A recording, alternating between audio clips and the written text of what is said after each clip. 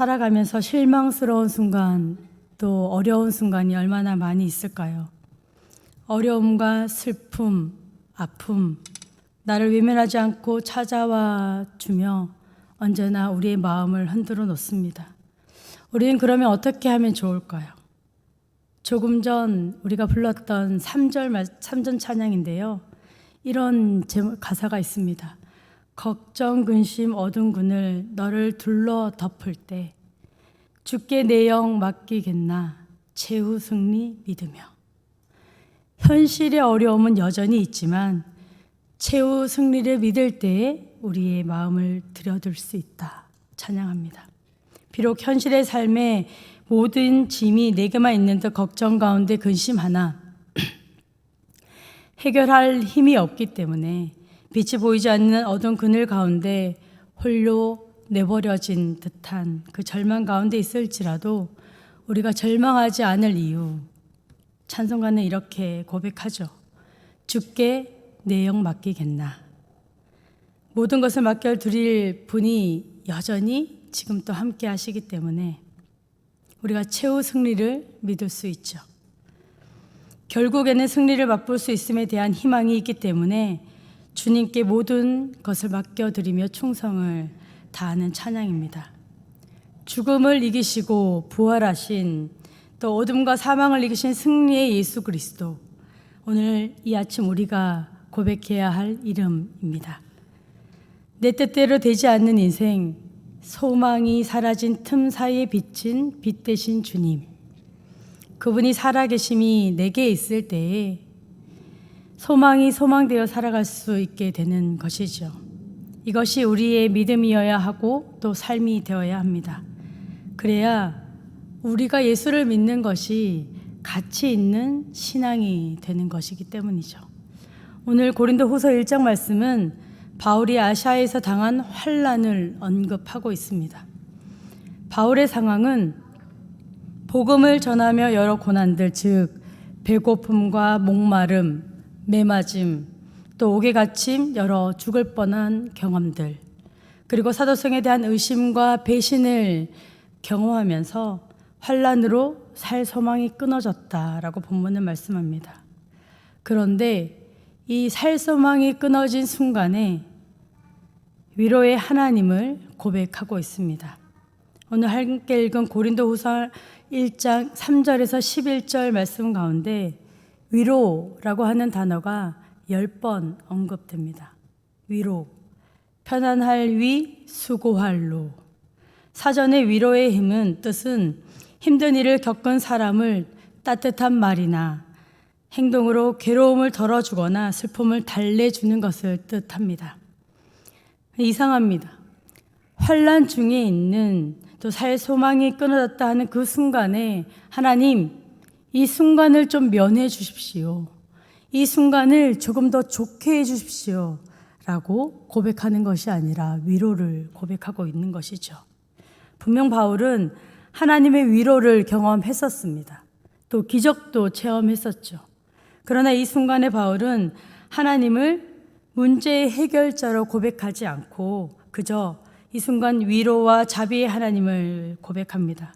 환난 중에 우리를 위로하사. 이 위로가 어떤 의미일까요? 예수님은 공생애를 시작하시기 전 40일 동안 광야에서 금식을 하시고 사탄에게 3가지 시험을 받으셨습니다. 먼저 사탄은 40일 동안 금식으로 지친 예수님께 돌이 떡이 되게 하라는 제안을 합니다. 예수님은 사람이 떡으로만 살 것이 아니요 하나님의 입으로 나오는 말씀으로 살 것임을 선포하십니다. 배고픈 이들에게 필요한 것이 무엇일까요? 음식이 필요하죠. 하나님도 출애굽한 이스라엘 백성들에게 40년 동안 만나와 메추라기를 먹이셨습니다. 하나님은 떡이 필요하다면 떡을 주시는 분이시죠. 그러나 예수님이 이 땅에 오신 것은 단순히 우리의 문제를 해결하기 위해서 오신 것이 아니라, 단순히 우리의 배고픔을 해결하기 위해서 오신 것이 아니라 하나님이 하나님 되심을 고백하게 하기 위해 오셨습니다. 그러나 우리는 하나님을 우리의 어려움과 문제 앞에서 해결자 하나님을 기대하곤 합니다.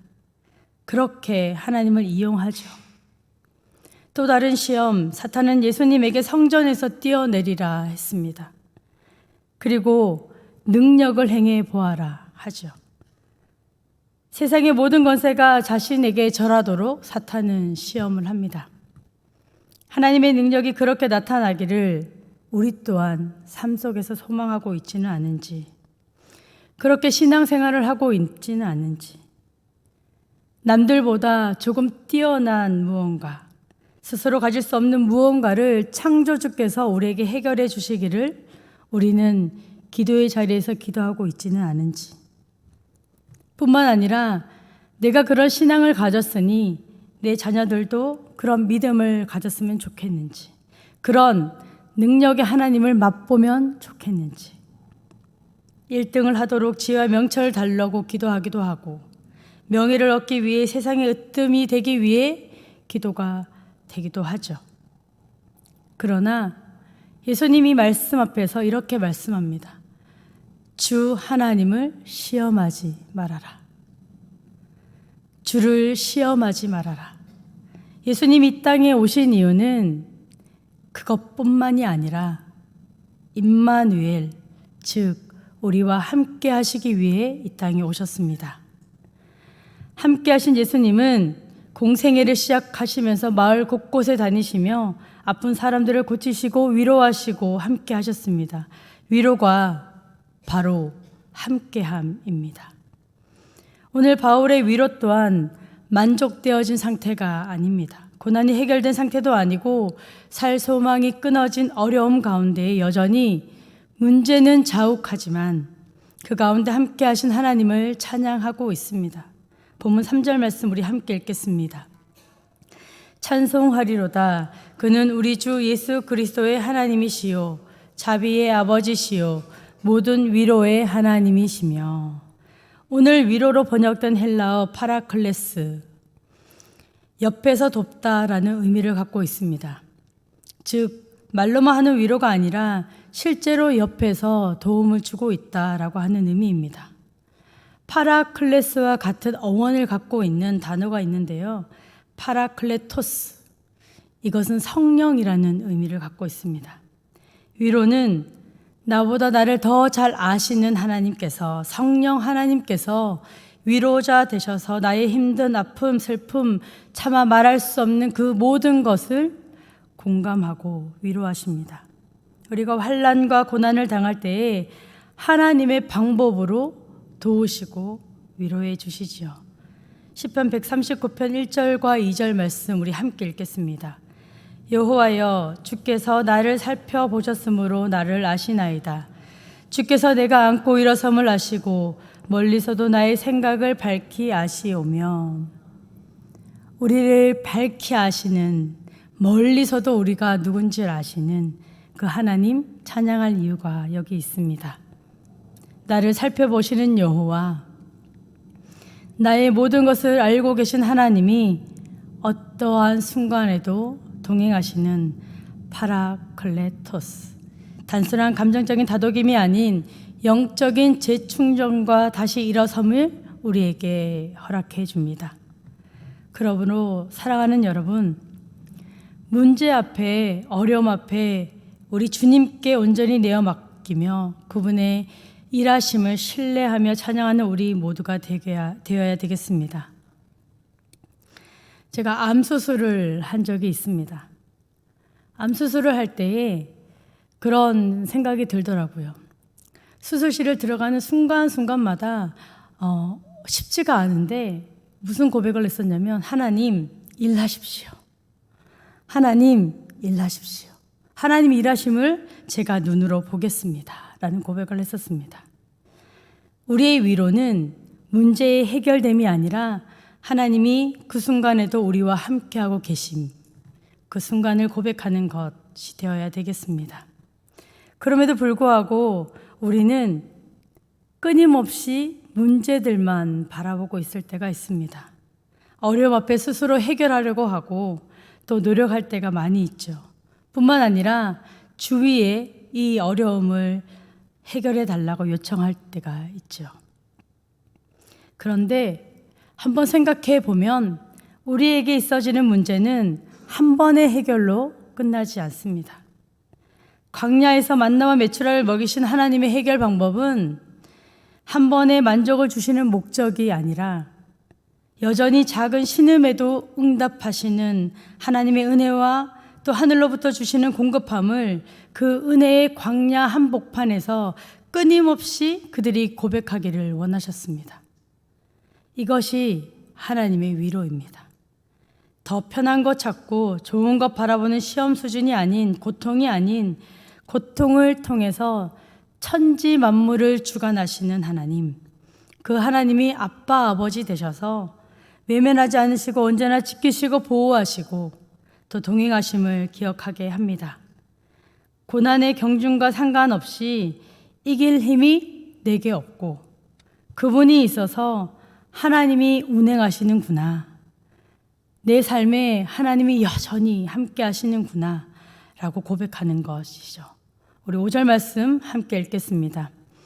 그리스도의 고난이 우리에게 넘친 것 같이 우리가 받는 위로도 그리스도로 말미암아 넘치는도다. 헨리 나우엔이라고 하는 사람이 있는데요, 상처 입은 치유자라고 하는 책을 썼습니다. 거기에 이런 내용이 있습니다. 예수 그리스도 그분은 상처 입은 치유자다. 그는 상처를 입었기에 우리가 상처받았을 때에 우리의 상처를 끌어안고 치유하신다.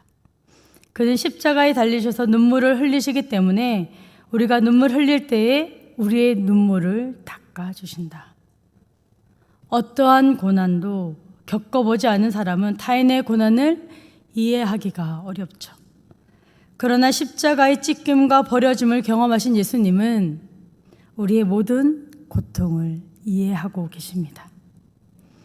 그렇게 해서 주님은 마태복음 11장 28절에서 세상을 향해 가장 따뜻한 목소리로 우리를 초청합니다. 수고하고 무거운 짐진 자들아, 다 내게로 오라. 내가 너희를 쉬게 하리라.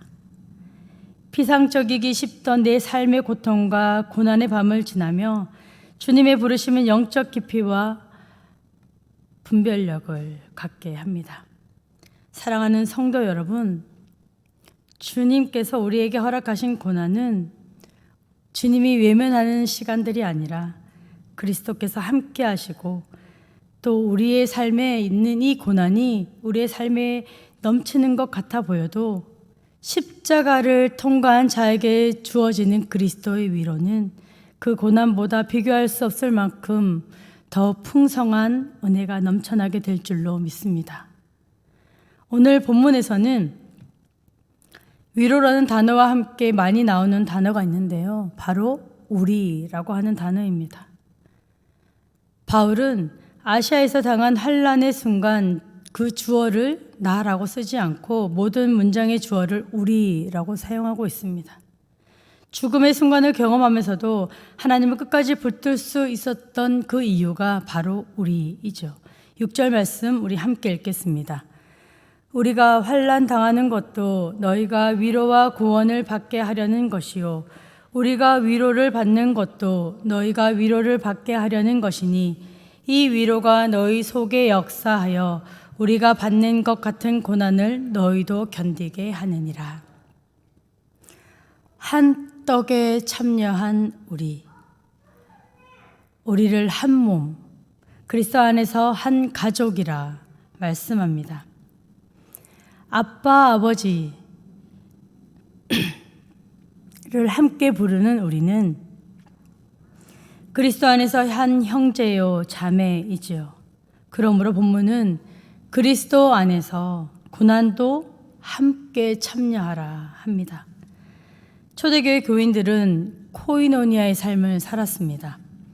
자신의 재난을 나누는 것뿐만 아니라 고난을 나누는 것도 함께 나누었죠. 사도행전 4장에 구브로에서 난 레위족 요셉이라는 사람이 있습니다. 그는 우리에게 바나바라고 하는 이름으로 잘 알려져 있습니다. 바나바라고 하는 이름의 뜻이 위로의 아들입니다. 바나바의 위로를 통해 초대교회는 든든히 세워져 갈 수 있었습니다. 박해 있던 사울이 예수님을 만나서 바울이 되었을 때에 교회 공동체는 바울을 인정하지 못했습니다. 그런 바울을 변호했던 사람이 바나바였습니다. 바나바의 위로는 바울로 하여금 이방으로 전도를 할 수 있도록 힘이 되었죠. 그 어려운 사명의 길 가운데 바나바의 위로를 경험하고 고난 가운데 있던 그리스도인들을 위로하는 일을 그렇게 바울이 감당할 수 있게 되었던 것이죠. 7절 말씀, 너희를 위한 우리의 소망이 견고함은 너희가 고난에 참여한 자가 된 것 같이 위로에도 그러할 줄 알미라. 고난은 놀라운 신비를 가져다 줍니다. 고난 속에 들어간 사람은 인간이 아무것도 아닌 존재임을 자각하게 되죠.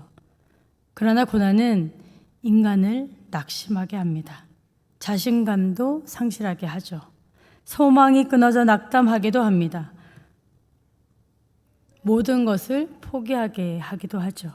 그러나 우리는 바로 이때에 고난의 신비를 터득하게 됩니다. 고난은 우리를 변화시키고 성장시킵니다. 왜냐하면 그때에 하나님의 능력이 우리 가운데 드러나기 때문입니다. 그렇기 때문에 고난에 참여하여 우리를 서로 위로하라 합니다. 하나님은 우리로 하여금 위로의 사람으로 부르십니다. 위로를 받기만 하는 것이 아니라 함께 위로에 참여하라 말씀하시죠. 서로의 아픔과 슬픔을 외면하지 않고 함께하는 공동체. 혼자 주어진 은혜를 경험하는 삶이 아니라 하나님이 주신 은혜를 은혜되어 살아내는 참된 그리스도인이 될 때에 교회 공동체는 그럴 때에 어려움과 힘듦이 있어도 감당할 힘이 생기게 되는 것입니다. 주께서 주시는 가장 고귀한 은혜가 헛되이 되지 않게 오늘의 삶을 은혜되어 살아내는 우리의 위로, 그 위로의 삶이 되기를 소망합니다. 그런데 하나님은 왜 고난을 허락하실까요? 본문을 묵상하다 제 이병희 목사님과 그런 이야기를 했습니다. 하나님이 고난을 주지 않으셨으면 더 좋았을 텐데, 그냥 좋은 삶만 우리에게 주시면 좋았을 텐데. 그런데 8절, 9절 말씀을 보면서 그런 생각들을 했습니다. 환난으로 살 소망까지 끊어진 어려운 시간을 하나님이 허락하신 이유, 이는 우리로 자기를 의지하지 말고 오직 죽은 자를 다시 살리시는 하나님만 의지하게 하심이라. 고난 뒤 숨겨진 하나님의 은혜의 목적입니다. 고난은 우리에게 신비로운 은혜를 가져다 주죠.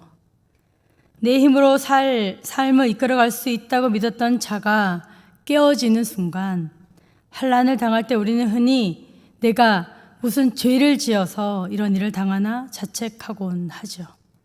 그러나 하나님은 오늘 본문 그 어디에도 내가 왜 그렇게 했느냐 우리를 책망하지 않으십니다. 구약에서 가난한 자를 도우라 하실 때에도 그들의 가난을 탓하지 않으셨습니다. 하나님은 환난 당한 우리를 그저 불쌍히 여기시고 싸매어 주셨죠. 바울이 과거에 하나님을 안 믿었던 것이 아니라 과거에도 나는 의지하고 하나님을 의지하는 신앙이었다면 모든 소망이 끊어진 그 바닥에서 비로소 자아의 모든 것을 내려놓고 자아의 우상을 내려놓고 오직 하나님만 의지하는 진정한 성숙한 신앙으로 바뀌게 된 것입니다. 그 하나님이 우리를 건지실 것입니다. 그 하나님이 우리와 함께 하실 것입니다. 죽은 자를 다시 살리시는 하나님, 그 하나님을 의지하게 하려 함이라. 다음 10절 말씀 우리 함께 읽겠습니다. 그가 이같이 큰 사망에서 우리를 건지셨고 또 건지실 것이며 이후에도 건지시기를 그에게 바라노라. 아멘. 바울의 확신은 부활을 통해 하나님이 궁극적으로 당신의 자녀들을 건지실 것과 우리가 날마다 겪는 문제들을 앞에서 우리를 건지실 것을 의미합니다. 두 개의 요소가 대립되거나 배척되는 것이 아니라 오히려 일상에서 경험하는 하나님의 위로 때문에 마지막 때에 우리가 가지게 될 부활의 소망이 더 견고해진다 믿게 됩니다. 아울러 예수 그리스도를 죽음 가운데 살리신 하나님께서 능히 그 자녀들을 각자의 삶 가운데 건져주실 것을 확신합니다. 사랑하는 성도 여러분, 주께서는 우리의 삶을 큰 사망에서 건지셨습니다. 구원의 은혜, 부활의 은혜의 때를 살아갈 수 있도록 우리를 건져주셨습니다. 죄와 어둠을 이기시고 사망에서 생명으로 구원을 베푸신 그 은혜가 은혜되어 살아가는 것. 바울뿐만이 아니라 오늘도 우리가 살아내야 할 신앙의 걸음입니다. 지난 시절에 내 모든 일에 하나님이 도우셨다면 이 순간에도 이 어려움 앞에서도 내 앞에 있는 이 절벽 앞에서도 하나님이 함께 하실 것을 신뢰하는 것. 그 은혜를 오늘의 삶의 자리에서 은혜로 믿음으로 고백하는 것. 그것이 우리의 소망이 될 줄 믿습니다. 소망이 사라진 그 자리에 신실하신 하나님이 일하고 계십니다. 나눈 말씀 기억하며 함께 기도의 자리로 나아가겠습니다.